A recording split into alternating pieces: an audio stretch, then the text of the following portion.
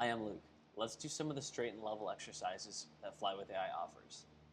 So I'm flying up at 8,500 feet, kind of over a little bit of water, and I have some land behind me. I'm just going to go to the plugin menu, go to the maneuver list, and now choose some of the new maneuvers that I want to practice. So I really just want to focus on straight and level maneuvers today. If I actually click this chat window, I'm able to kind of see what I've just finished chatting about, or I can close it and not have it be distracting me at all. If I click straight and level flight, the maneuver will begin. Let's practice straight and level flight. Maintain this altitude and this heading by looking out on the horizon and keeping the aircraft lined up with physical landmarks that you see.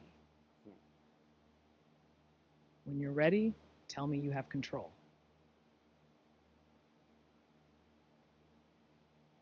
I have control. So a little bit hard with just the clouds there. I'm just going to try and line up with kind of the base of the cloud. Look down, just taking a look down on my heading indicator. I see I'm holding 197, 198. Need to bank right a little bit. At the beginning of the maneuver, if it warrants it, the Fly with AI will put the bugs, the heading bugs and the altitude bugs, on the correct altitude and heading for you. That works with steam gauges as well. So I'm just looking out, trying to maintain straight and level flight. Fly with AI set the throttle to 70% for us. It's going to set this throttle to about 70%, 60% at the beginning of most maneuvers, or just resetting it. It'll also reset your flaps for you in some cases if you did a maneuver with flaps. So I'm just holding steady. I don't have any turbulence or winds turned on, so holding this altitude is not super challenging. I also have it trimmed. Just need a little bit of nose-up trim, I think. I'm looking outside. Cloud is changing a little bit. Kind of looking at a space right over here off my nose. Just keeping the nose pointed right there. This is the seating position that I typically like in any aircraft I fly. I kind of sit here so that I can see the bonnet of the aircraft, and I just see this nose of the aircraft, and I kind of know what kind of space here I'm looking for. This is the first flight exercise that students will typically fly with their instructor. After learning a little bit of attitudes and movements, that's a maneuver that I plan on adding to Fly with AI. But this is the first one where the student is really has a clear objective and isn't just kind of banking the aircraft, at the demand of an instructor. Nice work. Kind of That's the end of the maneuver. Do you have Okay. any questions about straight and level flight? No, I don't have any questions, but I think I would like to, since I have control, I would like to just reposition the aircraft so I have some more physical landmarks to look at.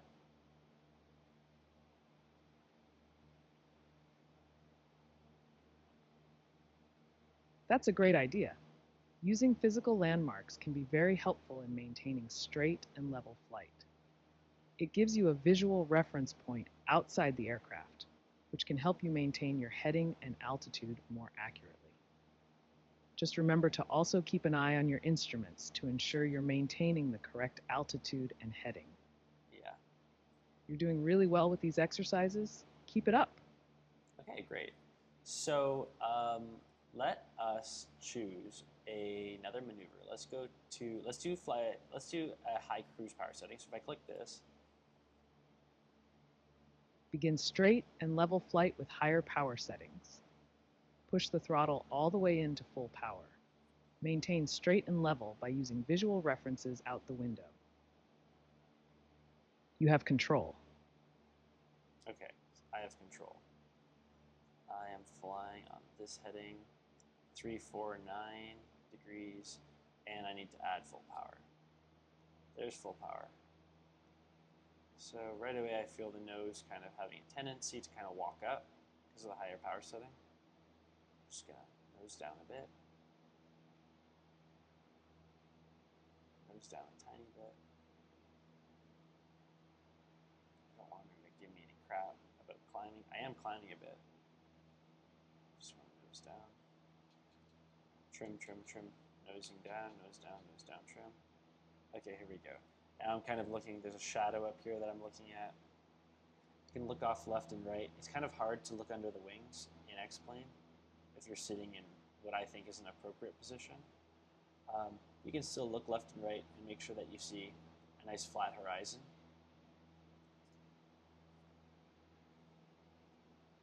I like to kind of keep my camera stationary though, to be honest, and just with my eyes looking left and right. We've climbed 200 feet. Lower the nose gently to maintain level flight and return to the target altitude. I was kind of getting distracted there, so just nose down gently, put a little bit more nose down trim, and we'll just return to that target heading, target altitude.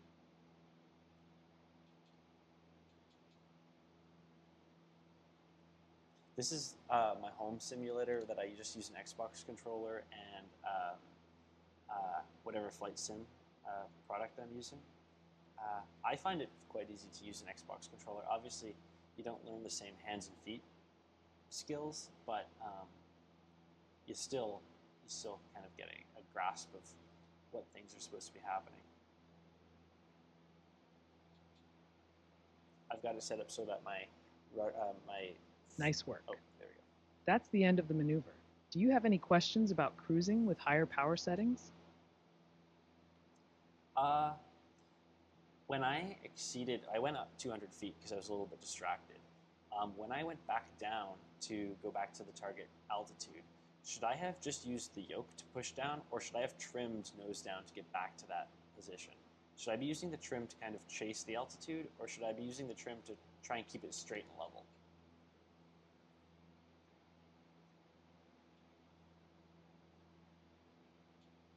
Great question.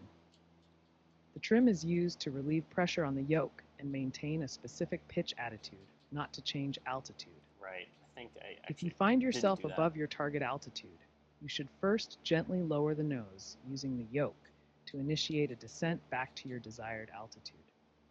Once you've reached that altitude and have established straight and level flight again, then you can adjust the trim as necessary to maintain that attitude without having to apply constant pressure on the yoke. Remember, use the controls for immediate changes and use trim for maintaining those changes. Good. I'm glad to actually make that correction because I think I made that error. I was kind of chasing the altitude a little bit with just trying to turn the trim wheel. But okay, I'll correct that for next time. I think I'd like to try a cruise with low power settings next.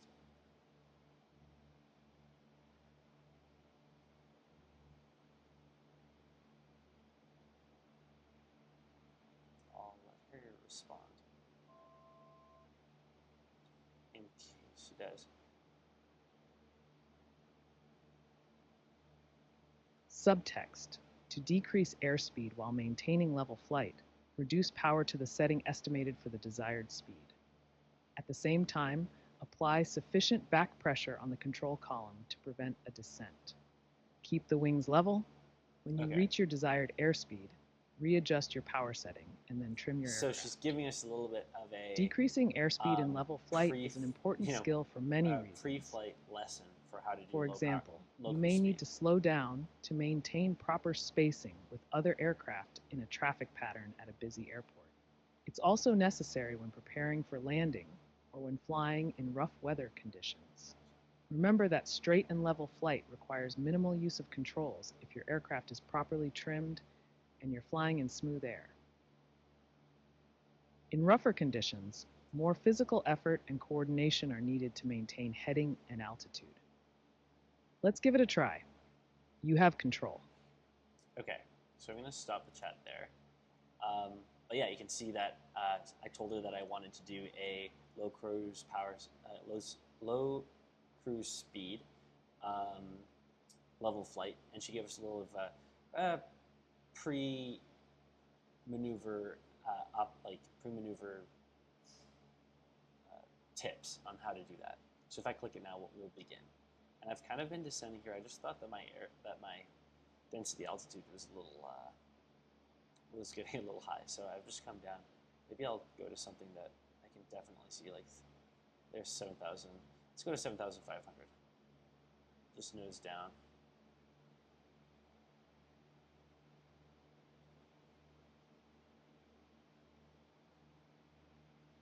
there's 5. Just about. Okay, let's try low cruise speed. Begin straight and level flight with low power settings. Pull the throttle back to the bottom of the green arc, about 2100 RPM. Maintain straight and level flight and use the horizon for your orientation. You have control. Okay, I have control. So I'll just pull the power back. 2,100 about, that's what she told us. And it's going to require a little bit of nose up to stop us from descending. So the voice of Fly with AI is actually just kind of a faster and less expensive voice model. There's a few of them out there. I was originally, and I still would like to make it my own voice, but it was getting tricky to test because me and my programmers couldn't figure out what was my voice and what was the AI's voice, and it made it like especially challenging to kind of work with. So for now, it's this nice female voice, which I think is like helpful and nice and sounds good. But yeah, it's actually just a very lightweight one. They tend to be like a little bit like both computationally expensive and slow and a little bit challenging to work with. So it's kind of just a standard one. 7,500 feet we're holding. I'm a little bit higher nose attitude on the horizon as expected. I've come down to a lower altitude though, so a little bit of density altitude helping us. Still need a bit of nose up trim. I'm just playing with the trim, playing with the altitude. Yeah, I mean these aren't the most tricky exercises obviously, but they get you comfortable with throttle and so on. Throttle and pitch attitude. I like doing these high speed and low speed cruises because they'll change the pitch attitude of the aircraft a lot as you're flying along. Obviously now we're down at, if I even decrease the throttle even more, now down to 2,000, you'll see that the nose has to come up. That's the end of the maneuver. Do you have any questions about cruising with higher power settings? What is the lowest power setting that I could go to? Like, I was pretty much at the bottom of the green arc, like 2,100, 2,000 RPM. What's the minimum?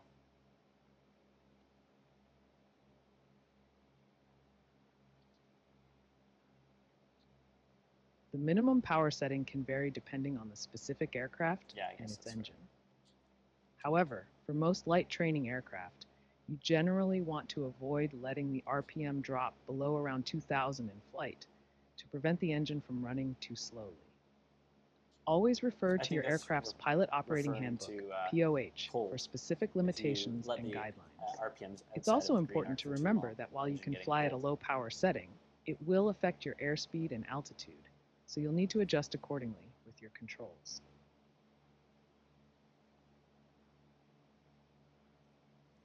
Okay, I'll stop that and I'll pause the sim.